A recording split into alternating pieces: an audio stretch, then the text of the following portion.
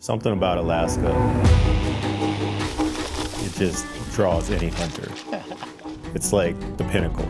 It's where you can go to chase the most game, the largest game. There's so many challenges that come with it. It's just so remote, and that draws me. I want to be out there, I want to be away from everybody. And then moose are some of the coolest animals. Trees growing out of their heads. And it's been a dream to chase them my whole life.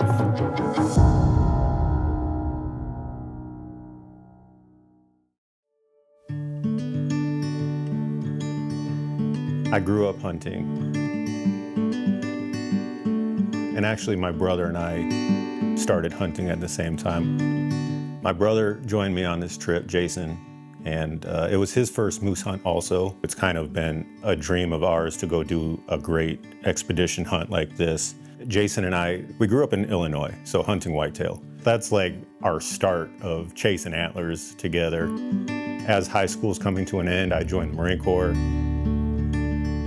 As I'm in boot camp, hating life, I get a letter from my brother saying, "Hey, I joined the Marine Corps, I'm shipping out in like a week." He's a great husband, he's a great father, he's a great man. People with that title, it's because they sacrifice everything they want to do. Jason lives in Colorado, I live in California. Honestly, our families get to spend maybe a week together every year. So this was something we were looking forward to. So I originally booked this hunt 2 years prior to when it took place. Finally, when that travel day showed up, we made it into Anchorage, sat there for an hour before we got a flight to Bethel, a small village.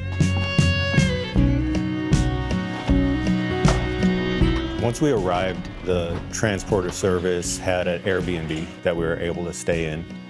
There was 2 other hunters already staying there that just finished their hunts and they were on their way back. One of the guys staying at the cabin just killed this monster bull. He showed me this photo of the packer laying next to it and the size difference. It's crazy. The other hunter in our cabin, he saw 1 female moose his entire time. He was socked in like 9 of the days. I've seen both ends of it in my experience hunting Alaska, but I don't know, I felt like I was due for like one of those, you see a big bull like day 1. The next morning, the day we were flying into the field, is the first day we went to the hangar. There were several moose skulls that had just come out of the field. And that was my first time putting hands on moose antlers. There's just so many tines going in every direction, practically as wide as I am tall. And then you get to kind of see how the operation works and you see all the planes out on the runway.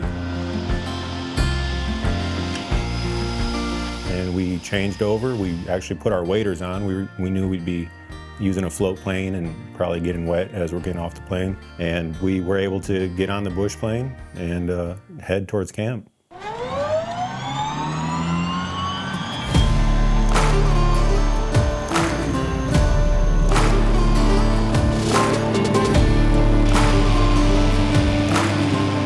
I was just amazed at how flat it was and how much water there was. It was these deltas, it was water as far as the eye could see.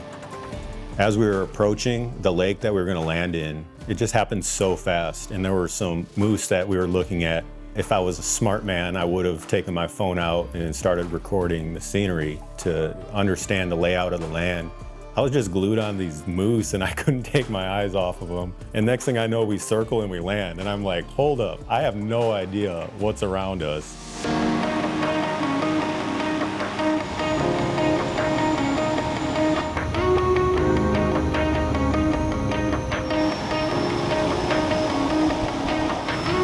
When we landed at the lake, we initially pulled off to the left side of the lake. Are you good to jump out? And I jumped off and he said, "Go see if you can find a spot to set up camp."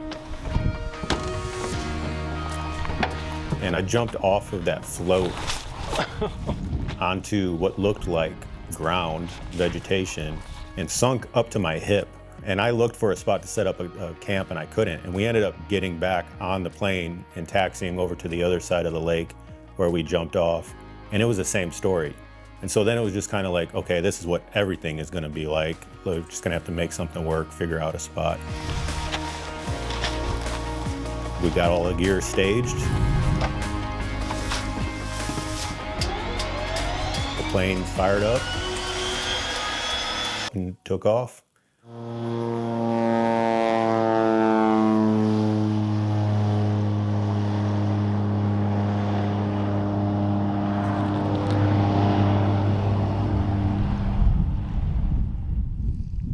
I think a lot of people experience like a surreal feeling when that plane takes off and you kind of realize you're out there alone.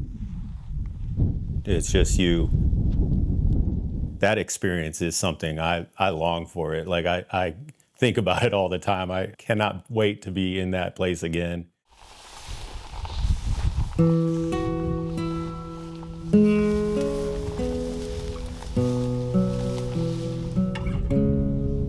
It was pretty clear initially once we landed that we're not going to be able to gain a vantage point to be able to see very far in glass. But what kind of pigeonholed us more than that was, where can we even set this tent up? We want to find some dry ground. That way we're not, sleeping in sloppy like a marsh. We found a large enough area for the footprint of our tent. But like the realization was, we're not going to be able to see very far. We could see 200 yards in one direction before the trees cut off our viewpoint. And in between us and those trees was a finger of water that, was just swamp. So it's kind of like, these are huge animals. I'm not gonna be able to see very far. Like, they've gotta be pretty close to us. But like the number one rule all the experienced guys tell you going into something like this is don't go moving around looking for them. Like, stay put, let them come to you, they will. So, that's like an element in the back of your mind always, like, I'm not gonna be able to go chasing these things. And I love chasing animals, I love glassing, but you just kind of realize I'm stuck to this point. So let's set up our tent somewhere strategic. So as we started setting up camp, it was clear that there were moose that moved throughout. You could see just trails of them, droppings, scat, like you could tell that there were moose in the area. And once we started setting up tent, probably about an hour after we landed, I caught movement in my eye, maybe 250 yards out. Moving through the alders, just this large brown object. Immediately pull up the binos and see a moose out there. That was just the greatest feeling of like, this is gonna happen for us. It just reinforced that we're in the right spot.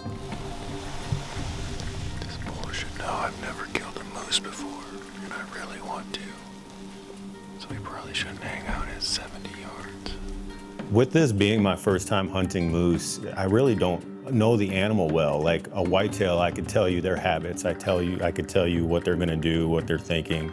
They're not gonna step out while you're setting up camp. Like if you're making noise, they're not stepping out. Moose are curious animals. If you're making noise, they're probably going to step out to kind of figure out what's going on over there. It was cool to kind of get to see the animal that we were chasing so early and start studying it and learning about it and understanding its habits and understanding how it, lives its life.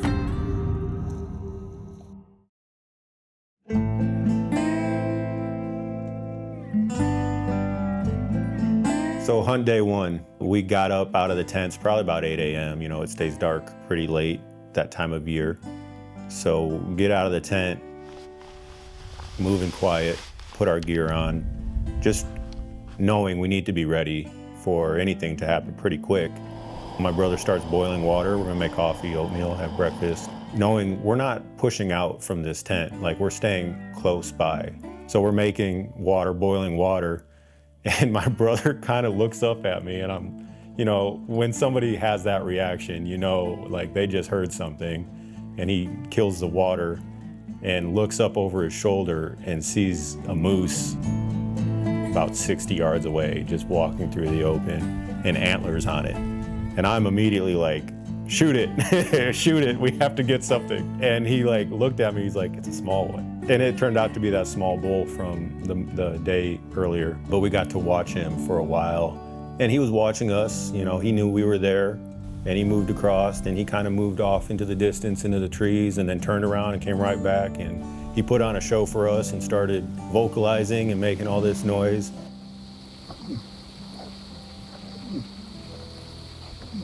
to have our target animal in front of us in archery range just was so cool. Day one, the first hour of hunting, and the rest of the day, you know, was fairly quiet. We just did our best to kind of get a good lay of the land.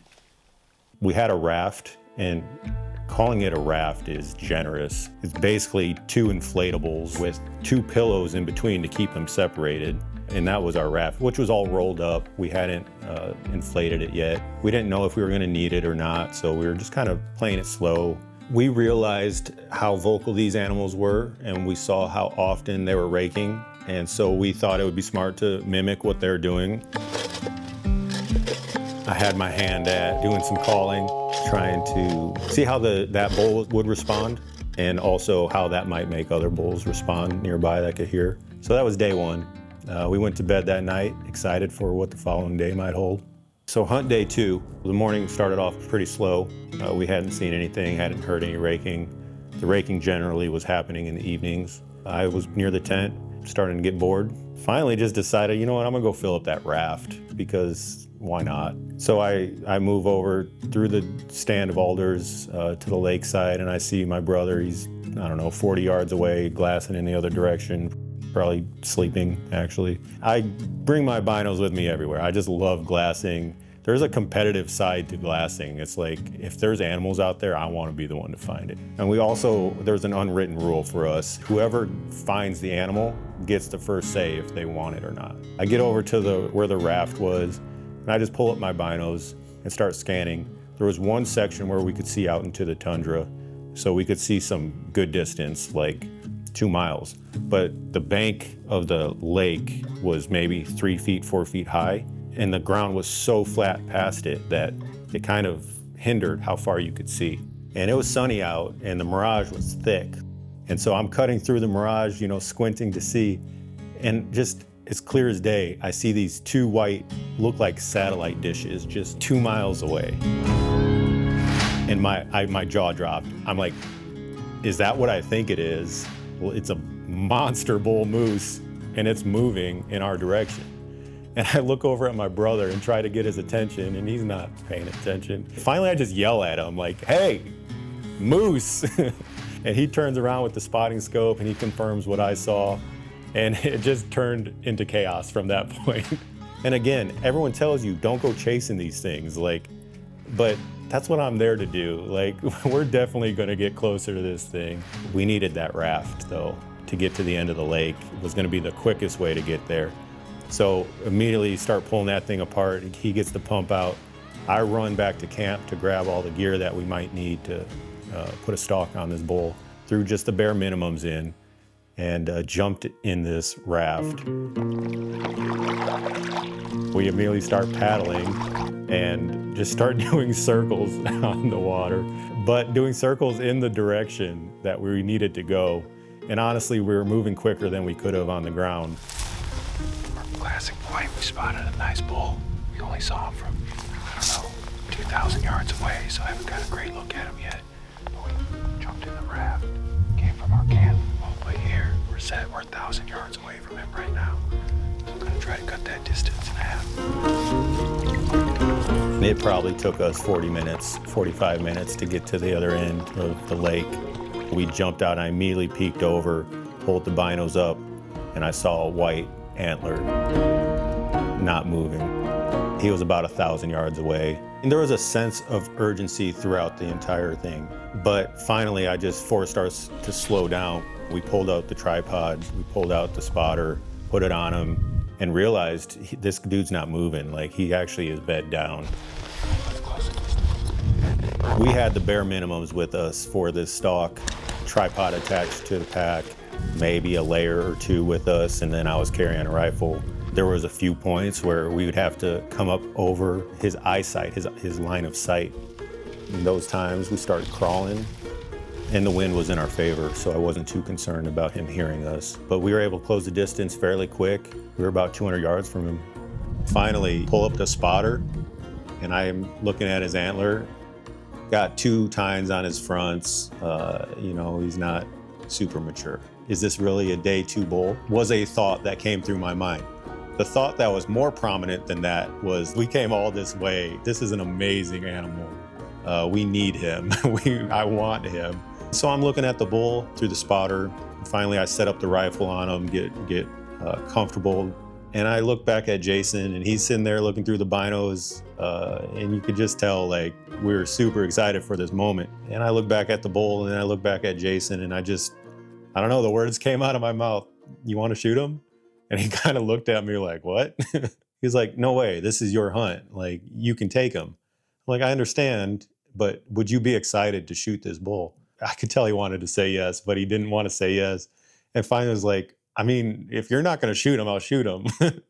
I'm like, do you want him? Like, would you be excited to shoot this bull? And he's like, yeah.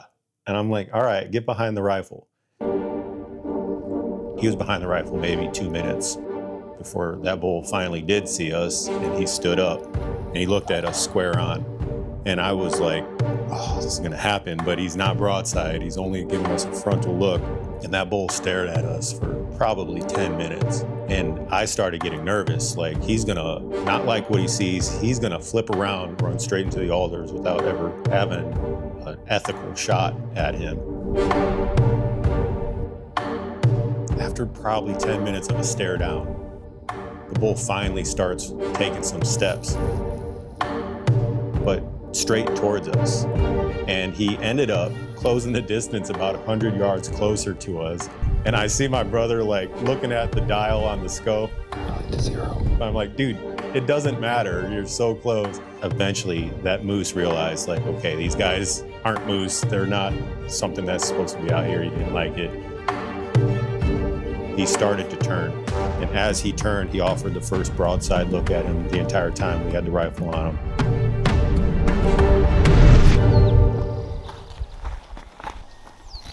Prior to this hunt, we went out to Cody, Wyoming, and we trained with the GOAT, Philip Vallejo, on long-range shooting.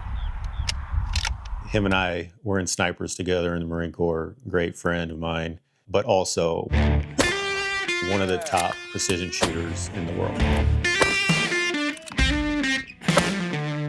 So blessed and fortunate to have him as a friend, but also have him be able to train us for something like this.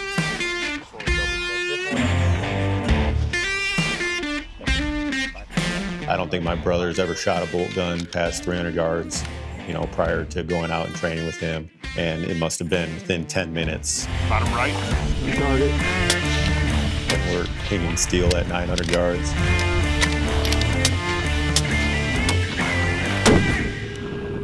You got him, Pilgrim. You nailed him clean. The confidence level we had going into this in shooting was just so greatly impacted by that time with him. Set it. On target. Impact.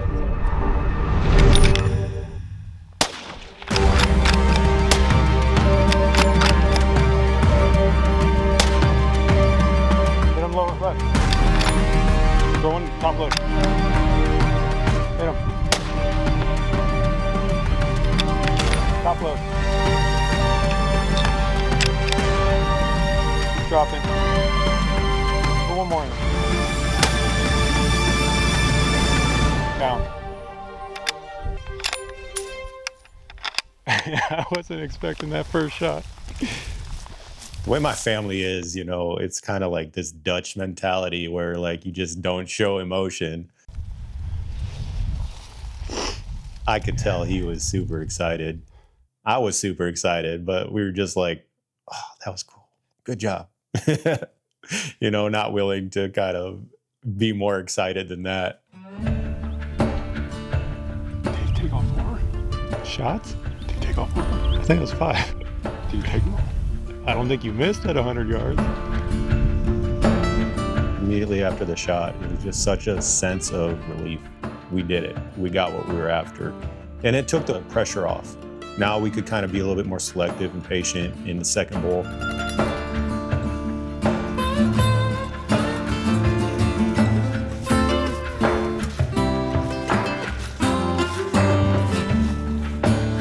When you walk up on your first moose and you see it laying there and it's bigger than a horse, It's shocking. You're in awe of this animal. It's just so cool.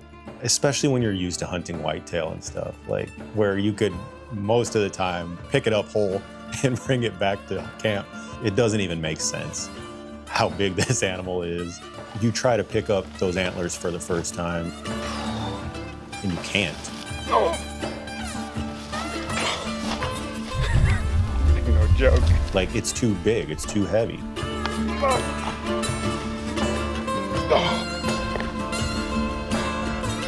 It's you gotta try it. You gotta do it. Everyone should do it once at least.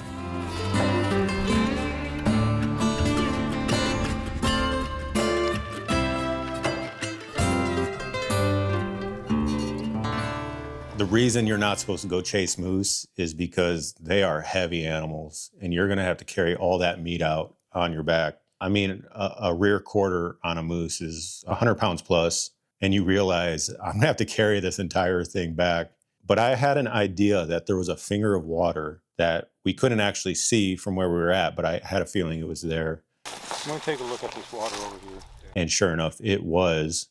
And it looked like we'd be able to carry the meat about 100 yards to that finger of water where we could throw the meat in the raft and get it all back to camp. We ended up quartering the animal out there. We were able to get like 2 quarters in the raft each trip. I think it was 5 trips total that we took in order to move that entire moose.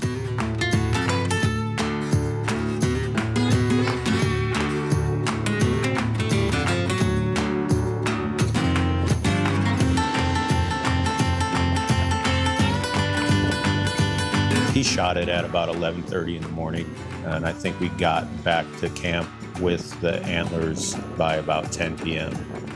So an entire day of hauling meat, and got it done. Day 2.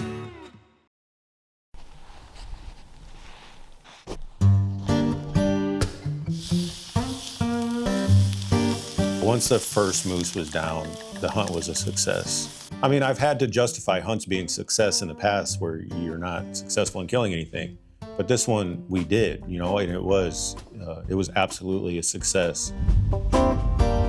So after we killed my brother's bull, it slowed down for us quite a bit, and we weren't seeing moose as frequently as I would have liked to, but you know, every night we were hearing them raking, and we actually would hear about 4 different bulls in the same locations each night. And it just realized, like, these bulls aren't moving. I tried raking. I tried cow calling. I tried bull calling.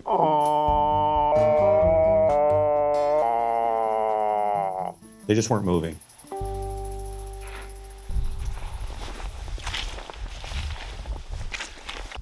Today's hunt day 6. Jason killed his bull. Hunt day 2. 3 nights in a row we've heard raking from 2 different bulls. One just to my north and then one to the east. So I'm not quite sure what to do. I'm fighting the urge to hop in that raft and head down the lake. And the whole point is to kill a bull as close to camp as possible. So, I don't know, I'm fighting that urge to go find them elsewhere. I don't know, patience is a virtue.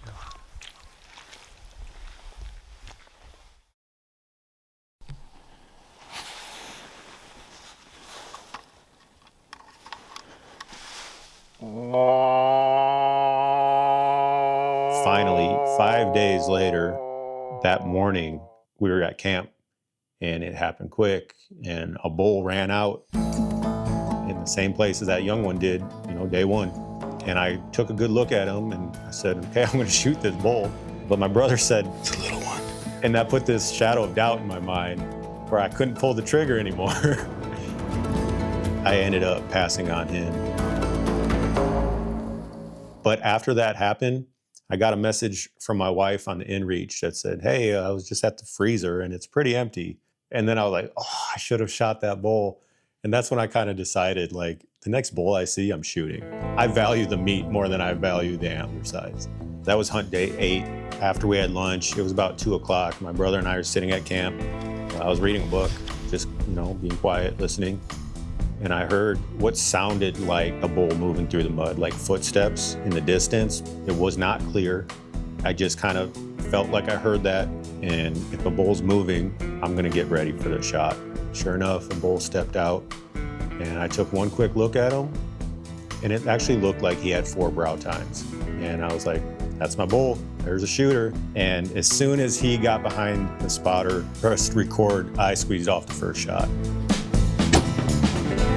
And I hit him right behind the shoulder. It was a great shot. And I'm always gonna keep shooting because I want the animal to go down as quick as it can. I don't want it to be in pain or suffer. So I just kept firing.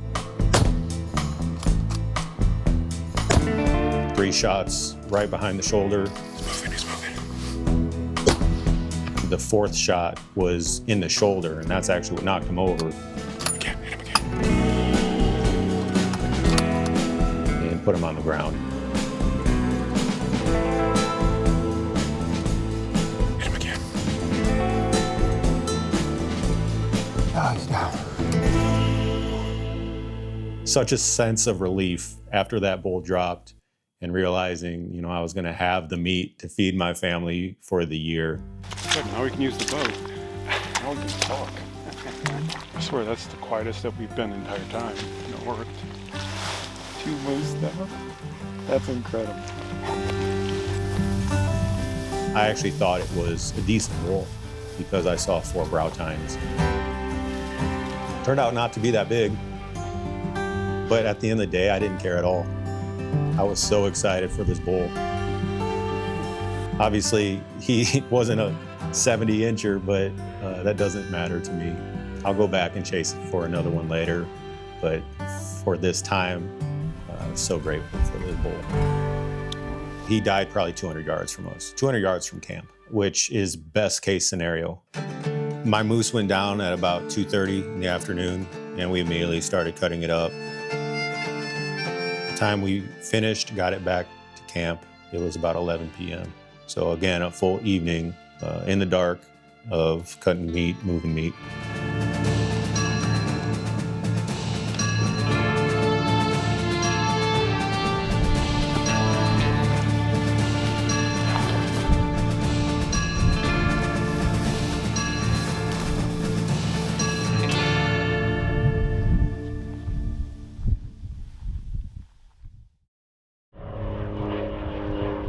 The following day, a plane came, picked up the meat,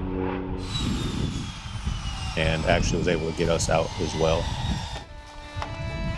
Overall, the trip was a huge success. We both got what we set out to get.